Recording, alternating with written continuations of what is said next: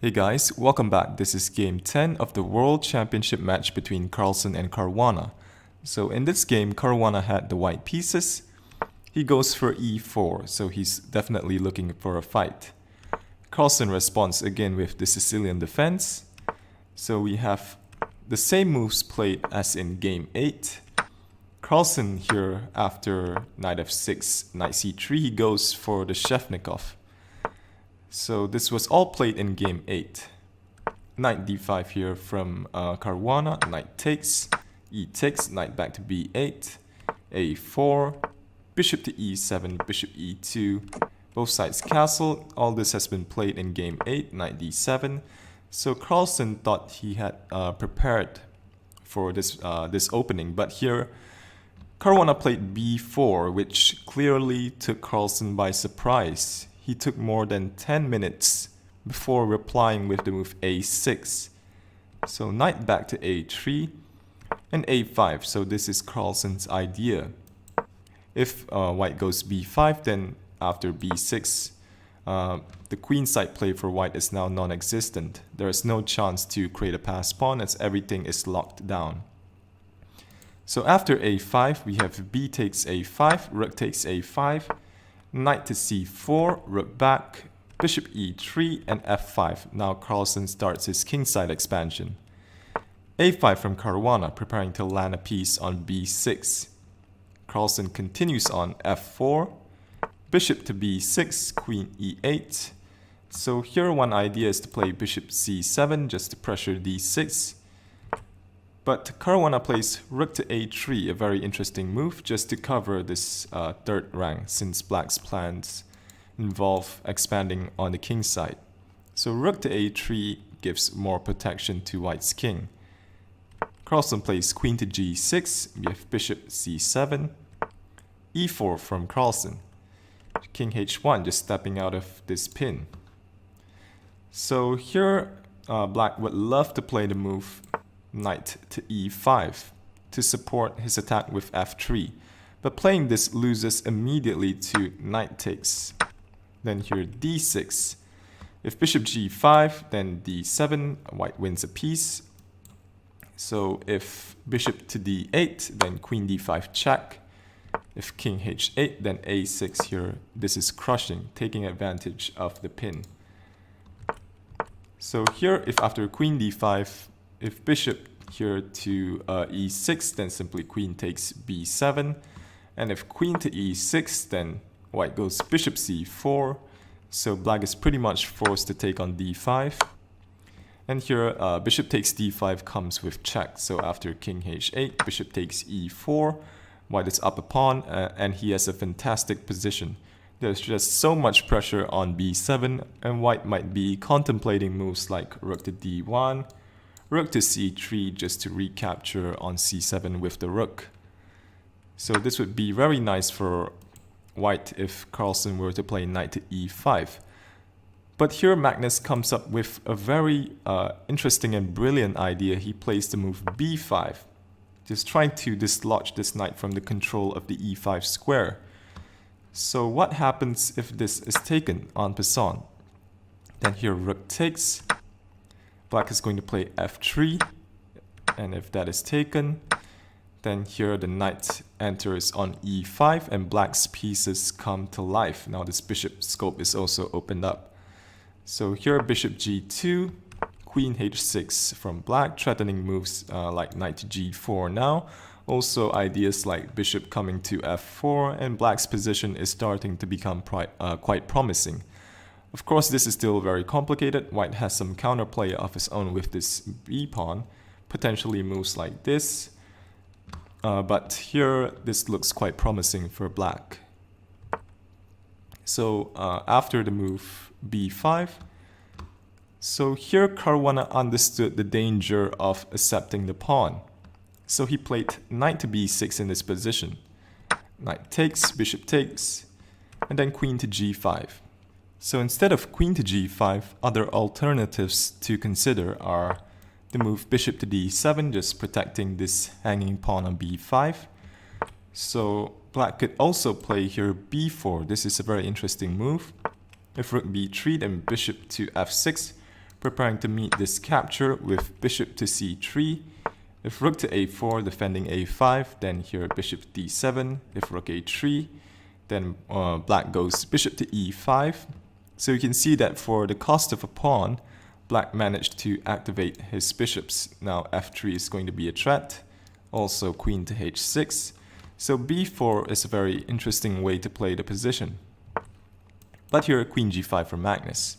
So preparing to meet bishop takes b5 with rook to f6 with some ideas of an attack on g2. So here after queen to g5, Caruana played g3.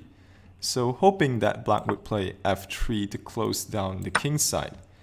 So here mating ideas like coming here and delivering mate on g2 doesn't really work because white has enough defensive resources in this position. If queen g4, rook e1, for example, bishop a6, wanting to remove the bishop so that there is no possible bishop to f1. But here, after take, rook a4, pressuring this pawn. If queen h3, then rook g1. If rook f5, preparing rook here to h5, then here white has queen to f1, attacking the queen and also the rook on a6. So black is pretty much forced to exchange queens, and this would be good for white. So after the move g3, Carlsen plays b4. Rook to b3 and bishop to h3. So rook to g1 from Caruana. Now Magnus plays f3 for tactical reasons. Bishop to f1, so this is force, otherwise black would go bishop to g2, which would win the exchange. So here bishop takes f1. So here not rook takes f1 because then black would have some nasty attack after queen to g4. If rook g1, trying to defend this square from this queen to h3, queen g2 idea, then black brings the rook into the attack, rook to f5. If queen to f1, covering this square, then here rook h5, rook takes b4, bishop g5, just to take away this square from the bishop. So here white doesn't really have good moves. If rook to d4, trying to maintain the pressure on this e4 pawn, then simply something like rook to f8. Here white can try to push this pawn, but this is like a slow motion attack for black. If a6, rook f6, a7, and here black is in time to deliver mate. Rook takes, and then rook h6 check, and then queen takes h3. So here not rook takes f1, this would give black an attack. So here queen takes f1 from Caruana. Queen takes d5. Rook takes b4, queen to e6, getting ready to play d5. So this is still a crazy position. White has the passed pawn, but black has better central control, so it's still anybody's game. Rook b5 from Caruana, just stepping out of this bishop scope, also controlling the d5 square. Magnus goes bishop to d8. He wants to try and neutralize the passed pawn. We have queen to e1, bishop takes, a takes b6, rook a to b8, queen to e3, and queen to c4, hitting both the rook and the pawn on c2. So the rook drops back. Rook b7, preparing to double up on the pawn with rook to b8. Rook d1, and queen to e2 from Magnus. So here you don't want to take because that gives black quite good chances after f takes e2, rook e1, rook takes f2.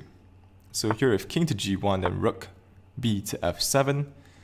So if white tries to play a move like b7, then here rook f1 check. So you don't want to take because then this simply allows black checkmate. So here if king to g2, then take the pawn on b7, rook takes e2, rook takes b2, king takes f1, d5. So with small chances for Carlsen to win the game. It might not be enough, but definitely black has chances. So here after queen to e2, rook to e1 was played by Caruana. We have queen takes e3, rook takes e3, d5, defending the pawn on e4. So here, h4 from Caruana. So now maybe Caruana's king can enter into the game. Rook c8. So this endgame with even material seems like a draw because black can always tie down white to the defense of this pawn on b6. Black's king also has a clear route into the game. Also, black has potential counterplay with these central pawns.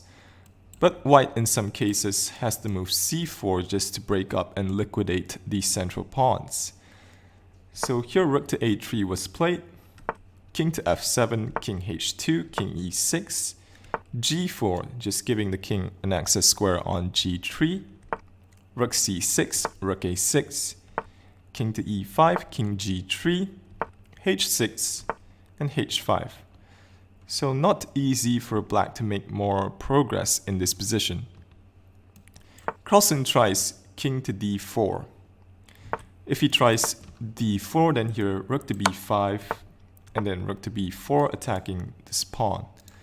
So here Carlsen played king d4, possibly with the idea of coming to c3, but this might be slightly over pushing it. Now Caruana manages to simplify the position. Rook b5. So if king to c4, then rook a to a5. Oops, preparing to take here on d5. So here rook to d6 was played. We have rook a4 check, king back to e5. So now there are ideas of white pushing c4 since the pawn is now pinned. But Caruana first protects the pawn on b6, and then he pushes c4. And now the game liquidates into a draw after d takes, rook takes b6, rook takes e4 check, king f7, rook f5, rook f6, rook takes f6, king takes f6, king takes f3, king f7, king g3. White is up a pawn, but all the pawns are on the same side of the board, and this is easily drawn. So 10 draws in a row with 2 more games left to play. Will there be a decisive game? Or will the match head into tie breaks? Let me know in the comment section below. If you enjoyed the content, feel free to like, share, and subscribe. Thanks for watching and have a great day.